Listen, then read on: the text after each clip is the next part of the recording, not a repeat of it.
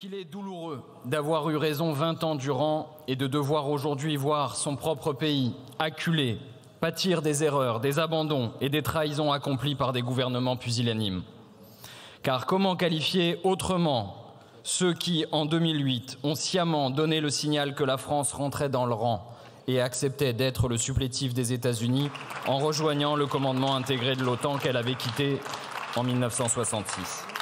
Comment qualifier autrement ceux qui, en 2008, justement, déposèrent une motion de censure pour empêcher ce ralliement et qui, parvenus aux responsabilités en 2012, ont accepté un état de fait humiliant et préjudiciable à leur propre crédibilité, certes, mais surtout à celle de la France. Comment qualifier enfin le fait d'avoir, il y a 2 ans, inscrit en toutes lettres dans la Revue nationale stratégique, socle de la loi de programmation militaire, un objectif numéro 5 dans lequel la France devait être, je cite, un allié exemplaire dans l'espace euro-atlantique, comme on eût dit le premier de la classe otanienne. La crise que nous traversons aujourd'hui ébranle le fondement que vous avez voulu donner à la politique de sécurité et de défense de la France. Ses conséquences se feront sentir encore dans 10 ou 15 ans. Elle ne peut se comparer qu'à la crise de Suez en 1956, au cours de laquelle Anglais et Français firent l'expérience amère que les États-Unis n'embrasseraient pas toujours leurs intérêts et feraient toujours primer les leurs. Alors, le programme nucléaire français devint irrévocable et la conviction du général de Gaulle se fortifia. Il fallait moderniser les armées, renoncer aux colonies et quitter la tutelle états-unienne au plus vite, en renvoyant chez elle les troupes américaines stationnées en France et en quittant le commandement intégré de l'OTAN. La leçon fut oubliée, hélas. Et nous voici dans une situation de dépendance à l'égard des États-Unis qui est critique. Et nous n'en sortirons pas sans une volonté ferme et un plan clair. Pour en donner quelques éléments, rappelons que les États-Unis fournissent la plus grande partie du pétrole de la France. Les catapultes qui font fonctionner son porte-avions. Nos pilotes y sont formés en grande partie et nombre de nos données y sont déjà stockés. J'imagine qu'on me reprochera de prendre ainsi le problème et de ne mentionner l'Ukraine que dans un second temps. Et pourtant, comment faire autrement ? Il y a trop de faux-semblants dans les propos qu'on tient ces derniers jours pour ne pas devoir resituer les véritables enjeux. Nous sommes entrés dans une ère où le principal bénéficiaire de l'ordre international issu de la Seconde Guerre mondiale a choisi de lui-même de le remettre en cause, avec pour objectif d'asseoir toujours plus son hégémonie sur le continent européen, où la plupart des États lui achètent, comme un tribut contre sa protection, une part substantielle, si ce n'est l'essentiel, de leur équipement militaire. Nous sommes entrés dans un nouvel âge corsaire. Le droit international est menacé dans son principe même quand messieurs Trump et Vance décident de tirer avantage de la guerre d'agression de monsieur Poutine et veulent, comme de vulgaires mafieux, extorquer 500 milliards de minerais du sol ukrainien pour le plus grand avantage de leur ami propagandiste Elon Musk et ses semblables. Ils exigent même que les Européens, effrayés d'échapper à la garde de l'oncle Sam, utilisent jusqu'à 5% de leur PIB pour la défense et donc pour acheter américain. Face à cela, on se paye trop souvent de mots et ici même à l'instant encore. On fait trop souvent semblant.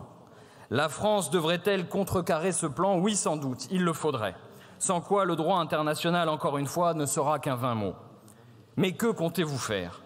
Vous n'avez pas été capable de créer un lieu de discussion où les belligérants auraient pu se retrouver. Vous avez fini par croire vos propres slogans et vous imaginez qu'il pouvait y avoir une issue militaire au conflit.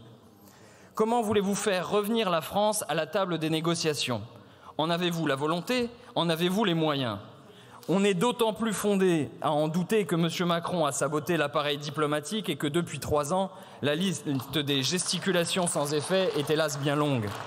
Par exemple, il n'y a qu'un site de production en France de cordes obus 155. Il est à Tarbes. Loin de fonctionner à plein régime, comme on l'imaginerait en vous entendant, pour soutenir l'effort de guerre ukrainien, sa remise en état, décidée lors de son rachat il y a 4 ans, est pourtant à peine entamée. Je ne dis rien de la sortie grotesque de M. Le Maire qui se faisait fort de mettre l'économie russe à genoux. De même, quand certains s'exaltent à la vue du courage des Ukrainiens et sont prêts à disposer de la vie de nos soldats et s'exclament « Il faut envoyer des troupes !» comme ils joueraient avec des soldats de plomb, on est pris d'un singulier vertige. Quand d'autres, enfin, avec désinvolture et un air entendu, se rengorgent et affirment qu'on peut ouvrir la discussion sur un éventuel partage nucléaire, on se pince. Pourquoi donc? Et surtout, comment? Nous autres Français, n'ayant pas cru pendant 70 ans qu'un allié engagerait sa crédibilité atomique pour nous, comment imaginons-nous que des partenaires ou des adversaires se figureraient que nous le ferions nous-mêmes? L'affolement de nos partenaires européens ne devrait pas nous pousser à l'illogisme. Il devrait, au contraire, nous amener à avoir la discussion franche et sérieuse qui a été éludée de longue date, et en particulier il y a 20 ans, quand le peuple français avait refusé par référendum de ratifier le traité constitutionnel européen. Car c'est ici un des nœuds du problème, le cœur de la politique d'impuissance et d'alignement que les gouvernements français ont accepté de mener. Au nom de la concurrence libre et non faussée, au nom de la limitation des déficits, au nom d'un mandat de la Banque centrale européenne entièrement dédié à la lutte contre l'inflation, sans aucun souci de l'emploi, de la souveraineté, on a organisé un affaiblissement de l'État et le démantèlement de l'industrie dont mon collègue Tavel vous donnera demain un tableau éloquent. Ironie de l'histoire, on a même aussi étouffé le peuple grec dont la dette provenait en grande partie d'achats d'armements faits alors à l'Allemagne et à la France. Et aujourd'hui, Madame von der Leyen suggère benoîtement que les déficits cessent d'inclure les dépenses militaires. Mais que n'y a-t-elle pensé pour financer la bifurcation écologique du continent? Que n'y a-t-elle pensé pour organiser la convergence des modèles sociaux? En réalité, personne n'est dupe face à la crise enquistée du capitalisme. L'économie de guerre est un expédient dangereux. Et à quoi bon d'ailleurs tout cet argent? Emmanuel Macron claironne qu'il faudra dépenser non plus 2, mais 3, voire 3,5 du PIB pour la défense. Heureux hasard! C'est le montant que les think tanks américains ont fait miroiter aux oreilles des membres de l'Assemblée parlementaire de l'OTAN au déplacement à Washington en décembre dernier. À quel jeu de dupes veut-on nous faire participer? De toute façon, ces discussions de chiffres pris abstraitement sont absurdes. Que feront nos partenaires de ces dépenses? S'apprêtent-ils à sauver la position américaine en Europe, comme les négociations autour du fonds Édipe le laissent présager depuis longtemps? Sur le continent, l'espèce de soufflet asséné par M. Vance aux dirigeants européens durant la conférence de Munich et la leçon humiliante infligée à M. Zelensky ont suscité, certes, de l'indignation. Mais quelle suite aura-t-elle? Vous aurez noté que Mme Meloni n'a pas réagi. L'extrême droite italienne n'est pas différente de l'extrême droite française. Loin des protestations nationalistes, elle a avant tout la soumission chevillée au corps.